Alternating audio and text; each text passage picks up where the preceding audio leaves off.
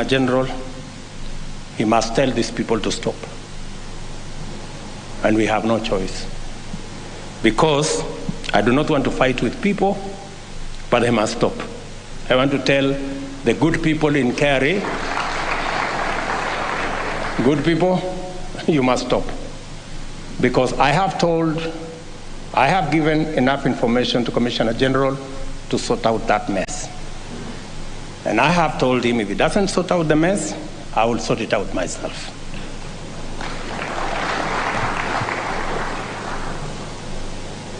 And we should be able to collect enough money.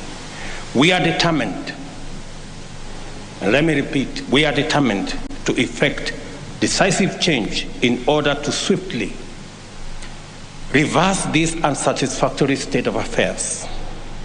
The practice of citizen harassment as a means of tax administration is unacceptable. In the past, revenue collection registered dramatic growth. This was as a result of an effective national mobilization strategy which appealed to our fundamental values and identity and employed citizen education, engagement, and facilitation. Revenue then accounted for 18% of our GDP.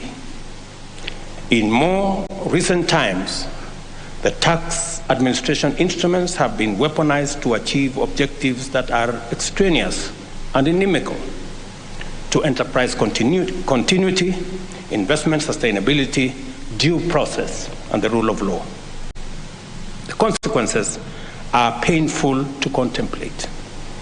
Our GDP has risen to Kenya shillings 12 trillion, yet KRA only raised about 14% of GDP in revenues last year. In the past, KRA was able to raise 18% of GDP. If we collect the same target today, then we would have raised an extra 400 billion shillings. In that case, I expect KRA to raise at least 3 trillion by the end of the next financial year and to double the current collection in 5 years. Let me repeat, for the avoidance of doubt. I expect Kenya Revenue Authority to raise 3 trillion by the end of next financial year and to double the current collection in 5 years.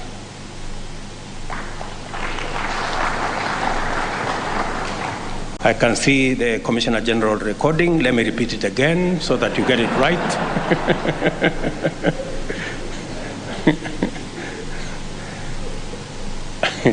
As already indicated, we are committed to instituting comprehensive culture change at the Kenya Revenue Authority in order to make it much more supportive of taxpayers. To achieve this, it will be necessary to radically reform KRA and make it a people-friendly, customer-centric organization that facilitates taxpayer compliance as a core tax administration strategy. At the same time, it will be an explicit mandate of KRA to maximize tax collection while minimizing the compliance burden on the taxpayer. The time for extravagant rebranding exercises, diversionary and cosmetic changes is far behind us. It is now time for a radical shift in our KRA model, focusing on a robust service charter anchored on technology, which explicitly commits to transform customer relationships, simplify the taxpayer processes, and optimize existing facilities to provide efficient services. This shift must demonstrate strong commitment to the principle of impartial taxation, where the tax burden reflects ability to pay. KRA must therefore set out a strong and transparent integrity assurance mechanism embedded in an equally vigorous corruption prevention framework in order to create a stakeholder confidence in the transparency and accountability of its processes. The entire organization must evolve into a community united by transformed corporate culture based on shared values, including the principle of public finance. KRA must also reflect equity by shifting from the overtaxing of trade and undertaxing of wealth to enable the wealthy bear an appropriate burden. As I have said before, our operating philosophy in matters revenue mobilization is going to be hierarchical. This means that we shall tax wealth, consumption, income, and trade in that order. A safe, and by the way, I will lead from the front by paying my taxes. And every company associated with me will lead from the front in paying taxes. There will be no exemptions for whoever.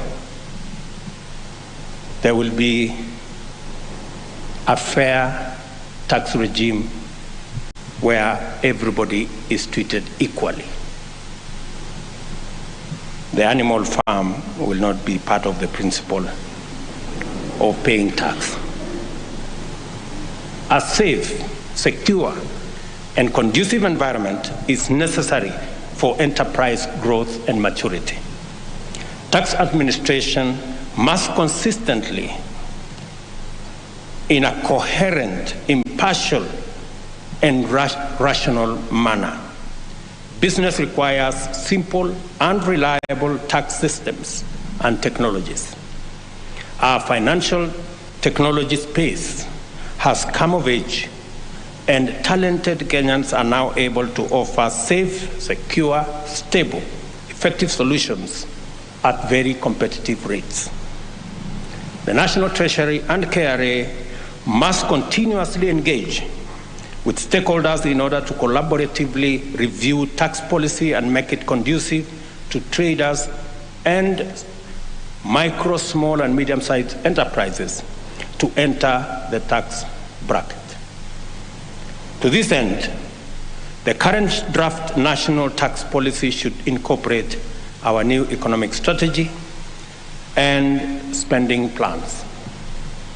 The KRA must take positive steps to make the business environment favorable for Kenyan traders, and at the same time, it must seal revenue leakages, leverage trade facilitation technology to efficiently and effectively manage border points and to promote the efficiency of cross-border trade.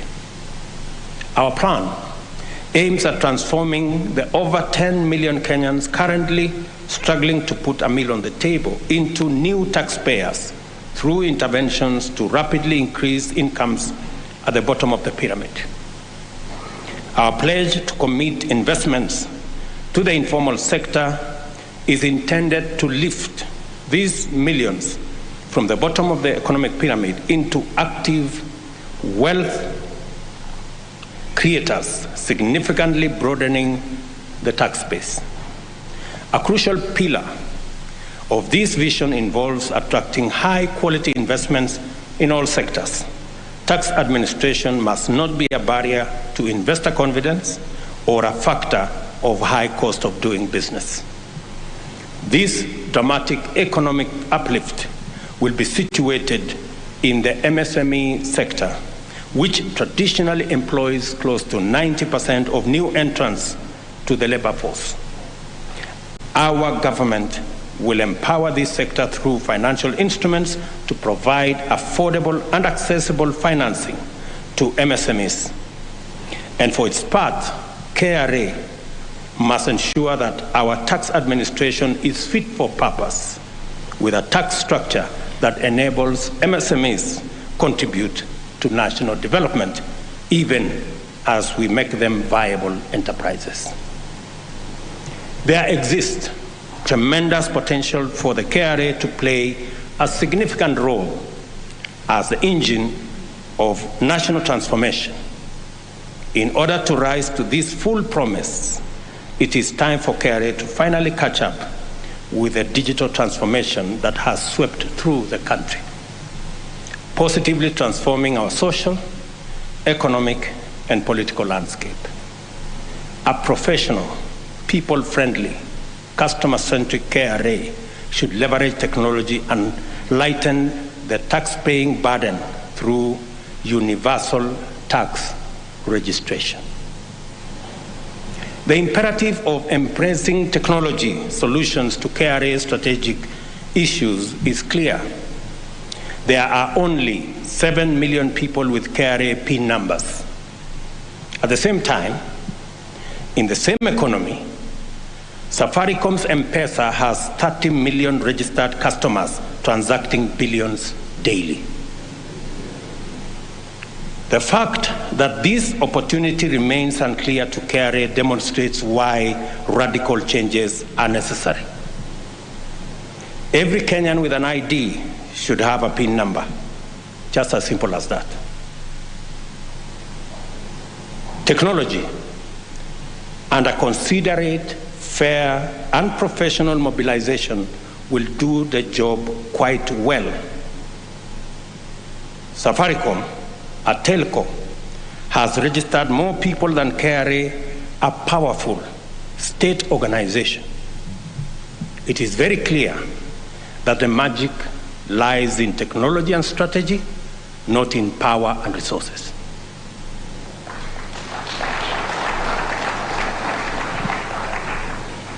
Bwana Siji, umesikia hiyo story? I'm happy you're taking notes. The agenda I have set out to recalibrate and reorient our tax administration framework signifies our appreciation of the contribution of our taxpayers who continue to embrace their patriotic share of practical nation-building efforts. We must not deny any eligible Kenyan their opportunity to take part in the noble task of affirming freedom and entrenching our sovereignty. Universal tax registration is a historic endeavor to enlist all Kenyans in the patriotic effort of reinforcing our independence by enhancing self-reliance. We must pay attention to KRA because it plays an indispensable role in mobilizing the resources required to enhance the well-being of Kenyans and finance necessary measures for growing the national cake. How we do our tax administration can determine whether KRA is a fulcrum in a virtuous or a vicious cycle in our public finance management system. The measures I have set out, therefore, demonstrate our government's full appreciation of the KRA as a guarantor of national development. We are clear in our understanding that it must become even more effective in this mandate. I pledge my total support for KRA and KRA's role and evolution towards optimal tax administration for our historic transformation era. I also commit, as I have done, to champion the commitment that every Kenyan who has the potential to pay tax actually pays their fair share of taxes. We have had discussion that there are alternative mechanisms of getting things done. For example, you just heard the governor of Nairobi, to be able to collect the rates and rents. We didn't have a valuation code, rates valuation code, because the law had a problem. When I asked how we are going to sort it out, we were told that there is a law that is waiting to go to Parliament. Once it is passed, someday, then we can have the rates valuation code, which we haven't had for a couple of years. And what that has done is that there is a pileup of cases alone in Nairobi, about 6,000, blocking the opportunity for us to raise taxes. With just a little consultation with the governor of Nairobi and the Chief Justice, today the valuation rates code is being gazetted. Just to confirm to you, CG, that there are alternative ways of resolving issues. Yeah, there are alternative ways of resolving issues. Let me give you another example. We passed the law on contributions to our National Social Security Fund in 2014. It's been in court for 9 years. The potential for it to be in court for another 9 years is real. We decided to call COTU, Federation of Kenya Employers, and everybody. We had a frank chat. And today, again, we are gazetting the new regulations for NSSF. So when I tell you there are alternative mechanisms of resolving issues, I can give you examples. So I encourage the KRA to work on alternative mechanisms of resolving whatever outstanding issues with taxpayers, so that instead of being punitive, it becomes facilitative of our taxpayers to pay tax. It is the only way, CG and your team, that you will meet the targets I have given you. You have to think outside the box. I am determined to ensure that our tax system is responsive to the needs of the new era in Kenya tax administration. I commit to become your ambassador by leading Kenyans in paying taxes. I want to thank you very much, and congratulations to all the outstanding men and women in this room who lead the way in paying taxes and keeping our country independent. Asanteni sana.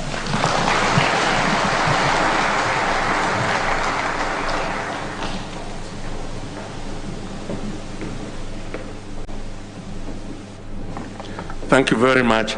I wish to most humbly invite Your Excellency back on stage and request Your Excellency to most humbly present awards to the top taxpayers for the year 2022. I will request Commissioner General, His Excellency the Deputy President, and Waziri Professor Dongo to join His Excellency in presenting the awards. KICC.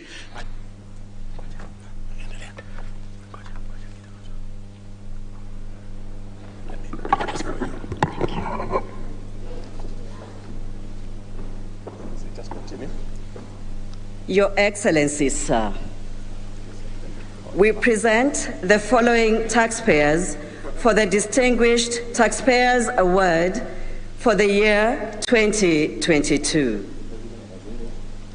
Top Regional MSME Taxpayer.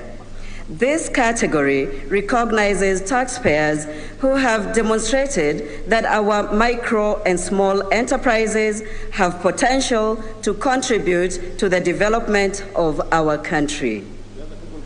They have paid the highest total amount of taxes in each of the 7 administrative regions. Truly, every hustle matters.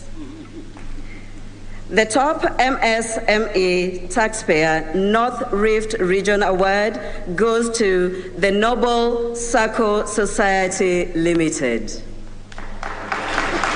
The top MSME Taxpayer South Rift Region Award goes to Imarisha Sacco Society Limited.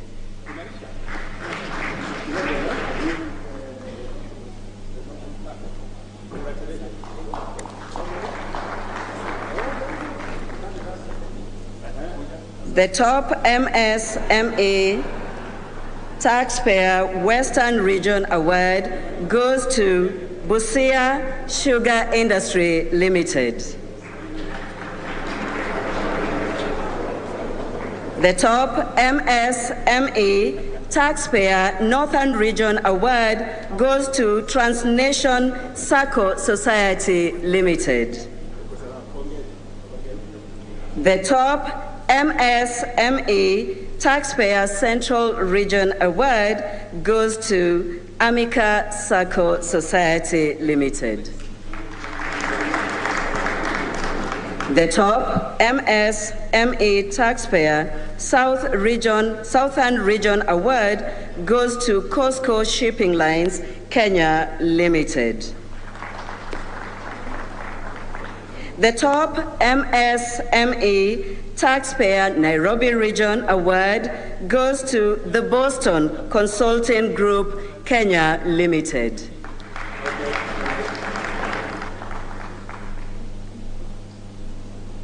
Top Exporter.